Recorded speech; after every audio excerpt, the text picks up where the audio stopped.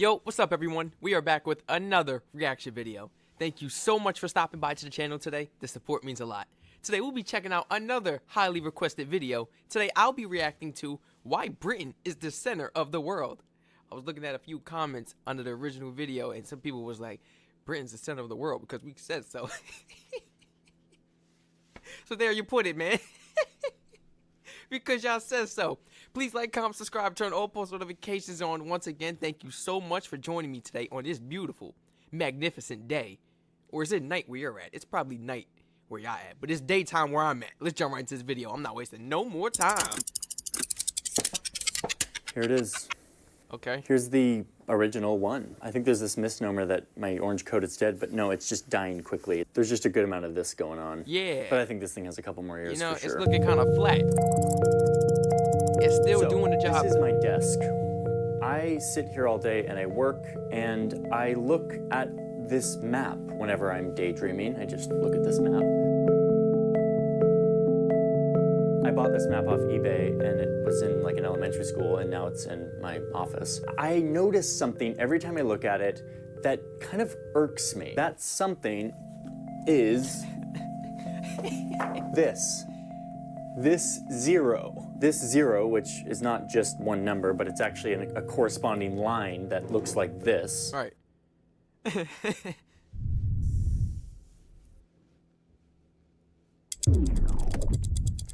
Let's back up here for a second. The Earth is divided into lines.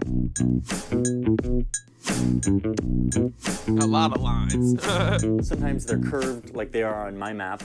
And whether or not they're curved or straight has to do with this concept of projection, which I'm not going to talk about here. I've talked about plenty using a knife and a globe back in an old Vox video that I made. But just know that the Earth is divided up into lines, latitude and longitude lines, ones that go up and down and ones that go from side to side. All of these lines in the grid have a number associated with them. So for the up and down lines, there's a 0 point, and then anywhere to the right of that or east of that starts to go up from 0 to 180 with a little E next to it for east of the 0 line. Right. And then everything to the left or the west of it has the same thing, 0 to 180 with a W for west, okay? That center point is the 0 point. Man, I put that on me right now. We ain't learned this in school. we ain't learned this at all in school. At all in school. Man, I got taught this at home. My mama taught me about this. We did what? Okay, you know what? Because this is ridiculous. This is my first time reacting to this video, but this is not my first time learning about this. If my mom didn't teach me this back then, this will be my first time learning about this, and y'all gonna be looking at me. Oh, you stupid. You ain't got no education. No. East and west things are measured. It's crazy. The same thing for these side-to-side lines. If you go up from here, you're gonna start to get higher and higher until you get to 180 degrees north. Or if you go south, you will go 180 degrees south, which is the South Pole. Finding out where the 0 point should be for these horizontal lines is actually quite easy. The Earth has these two natural poles, which make for a natural top and bottom of the Earth. And halfway in between those two poles, you have this perfect center point, the equator, which is a very natural place to put this 0 point and to measure everything from. The up and down lines are totally arbitrary where you decide them. Like, who's to say that, like, it couldn't be right here in Russia and this could be 0 and everything could go west and east from here? Or Japan, for that matter. Well, listen, man, it's like that. It is how it is because they said it's like that. Whoever the original creators of this globe is, look, they said it's like that, man. In So fact, it's like that. A long time ago, that's how it used to be. Right. These maps with these grids were Even really flat important for grids, navigating like the world, globes. and so everyone had to choose a 0 point.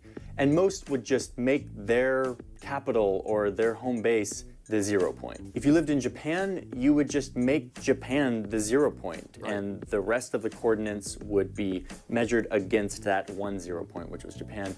And same if you lived in France or Washington, D.C. Well, I guess I could say This like a was flat fine map because or the back Earth then on a flat countries paper. kind of just fought wars and competed with each other. They weren't really collaborating or aligning or trading as much as they do today. And so everyone could just have their own maps centered around their place, and they did just fine. But then, around the 1800s, a few things started to happen that completely changed everything. Yup. Oh, we know. Oh, we know. First, countries and empires, instead of just competing and fighting with each other, started to actually say, like, we should align with each other and trade and be friends because that's better for everyone. Pair this with the fact that map making and sea navigation was becoming like a big industry. It was no longer just the king ordering maps to be made for their like expeditions, but now it was like private businesses going out and doing things that private businesses do. And so there was now like a demand for good seafaring maps. In short, map making was trending. Seems like a pretty good time to be alive. Okay, and there was one more thing that was happening around this time that was super important, which is this. Trains, railroads. Can you guys imagine just gaining so much access to a map, to a globe? I'm not gonna say a globe, I'm gonna say a map, because it was on a flat piece of paper around that time, before we was able to scope these globes and 3D print them and do what we do now. Imagine once you get your hands on that map, you feel like, oh, we got freedom. We could go across this whole world if we want, man. All we gotta do is sail. It's like having a GPS. You can go anywhere, man.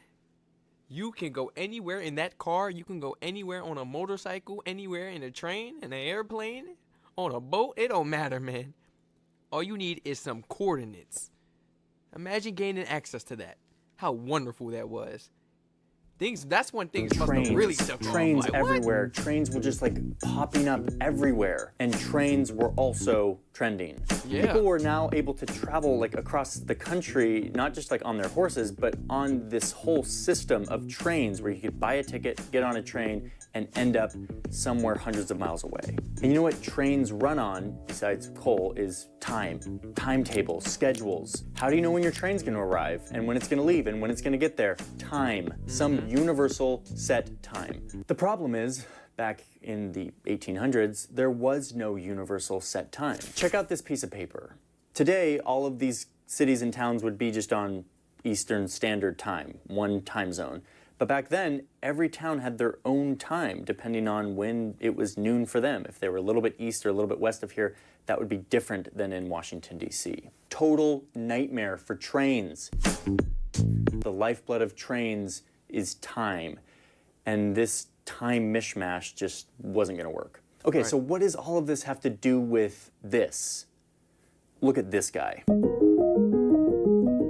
You probably don't know who this person is. I didn't know who this person was. He was the U.S. president that no one remembers. This U.S. president. All right. All right, come on. Don't lie to me now. I'm behind the camera. You behind the screen now. Come on. Do not lie. Keep it real with yourself. Did y'all know that? So what does all of this have to do with this? Look at this guy. You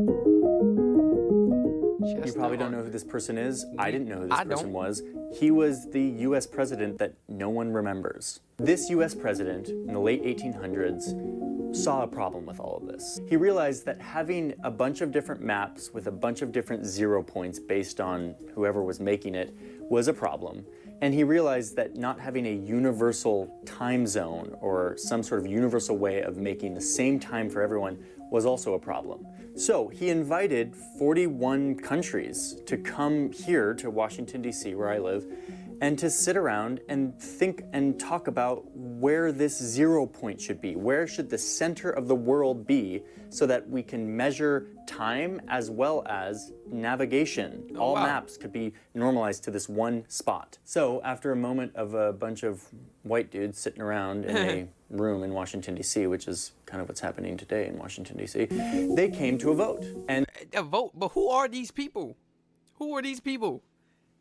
And why do they get the privilege to vote? Why they got the privilege to make that type of decision? Who are these type of people, man? that vote almost unanimously said that the 0 line should be right here. I did not know this line, had if a you zoom vote in, on this. goes right through London, England. It actually goes through a little outskirts town called Greenwich. Greenwich is the home of the Royal Observatory of the British Empire. This would be the place where the prime meridian, or the 0 point for the entire world, east and west, would start. Every country at the conference agreed that this should be the case, except for the Dominican Republic, at that time called Santo Domingo. They said no. They were the one country that didn't like this proposal. And France and Brazil actually abstained diplomatically, which was kind of them saying like, oh, we don't agree with this. France continued to make their maps with Paris as the center point, but eventually they got on board as well. So that gets to the crux of my big question of why the 0 right there, which is a bunch of people voted on it. But why were they so down with Britain having the 0 point being in the center of the world? Well, the answer is because it was 1884, and Britain was just really good at the ocean. The British Empire was by far the biggest, most powerful navy. They had the most experience with maps and ocean faring. And so it was kind of a natural choice. You guys had way more ships as well, too, around that time. Way more. Hundreds to thousands around that time. Man, all these other nations, they only had maybe about 10 to 20 ships.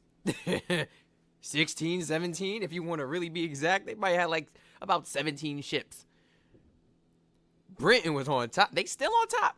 They had it. They been had it. Man, y'all been had it. Choice to let Britain, the king of the ocean, I'm trying to figure out how y'all had so many ships around that time. Y'all had money. And from then on, maps started to be drafted with Greenwich, this Royal Observatory, as the center point for the east-west divide in the world. Over time, this exact point, exactly where it's drawn, has shifted a tiny bit because of better tools to measure things, and so it's actually not literally on the Royal Observatory anymore, but it's effectively in the same place that was drawn in this 1884 conference. But they also established that all time in the entire world would be measured against this same spot, Greenwich. Noon at Greenwich, at the Royal Observatory, would be the peg against which all other time was set. They called this Greenwich Mean Time. So you end up getting a map that looks like this.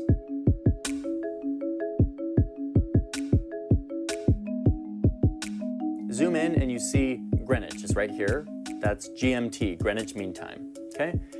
You go west of here and you start to get GMT -1 or -2, -3. You can come all the way back to the east coast of the United States, and this time zone is Greenwich Mean Time -5 right now. Sometimes it's -4 if there's daylight savings. And that's what that means. Oh, I didn't know that. I'm serious. I didn't know that. It shows that in my YouTube studio, man. When I first started this channel, I was looking at it like, what does this mean? Like, and I was actually looking it up online, and it was telling me, like, the time, but it wasn't breaking it down what this actually meant. -1, -2, -3. I'm like, what is GMT -1? GMT -2? I'm like, let me see, man. Like, look at this. GMT -1. GMT, -2. I've seen this so many times on the YouTube studio because the time I post here is at 11 a.m. So when I post at 11 a.m., it's 4 p.m. in England.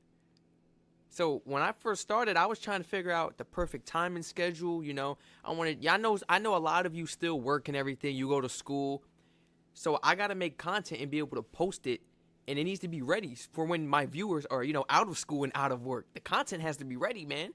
So when I started seeing GMT -1, GMT -2, I'm like, oh no, you're not about to confuse me like this. We're gonna get this time and schedule in order. My real ones who was here before I had a set time schedule for these videos, no, 9 a.m. Sometimes I was posting 5 a.m. 5 a.m. here is what? 10 a.m. 5 a.m. here is 10 a.m. in England. Man, I was posting on some crazy times. I was posting at some crazy times, hoping to get it right. I'm glad I figured it out, but I didn't figure it out the way I wanted to.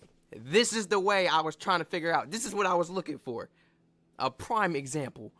You the man, my man. Original video link and channel link will be in the description. Y'all already know how I do. Okay. You go west of this. here and you start to get GMT -1 or -2, -3. You can come all the way back to the east coast of the United States, and this time zone is Greenwich Mean Time -5 right now. Sometimes it's -4 if there's daylight savings, and daylight savings is dumb and whatever. Yeah. But you get the idea. The more you go west, you go back from Greenwich Mean Time. The more you go west. If you go east, it's the opposite. You go forward to Greenwich Mean Time. So if it's noon at Greenwich, then this next time zone, it'll be 1 p.m., 2 p.m., 3 p.m., 4 p.m., etc. So these time zones have been marked up in these kind of strange shapes. Eventually, if you go 12 steps away from Greenwich, 12 time zones, you'll end up here at this mess.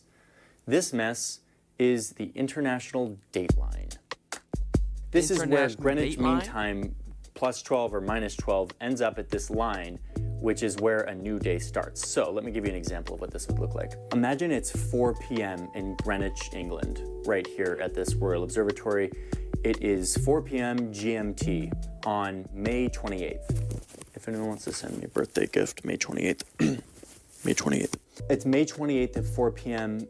GMT, Greenwich Mean Time. Sitting, chilling in the Royal Observatory, which I've never actually been to. I need to go to the Royal Observatory.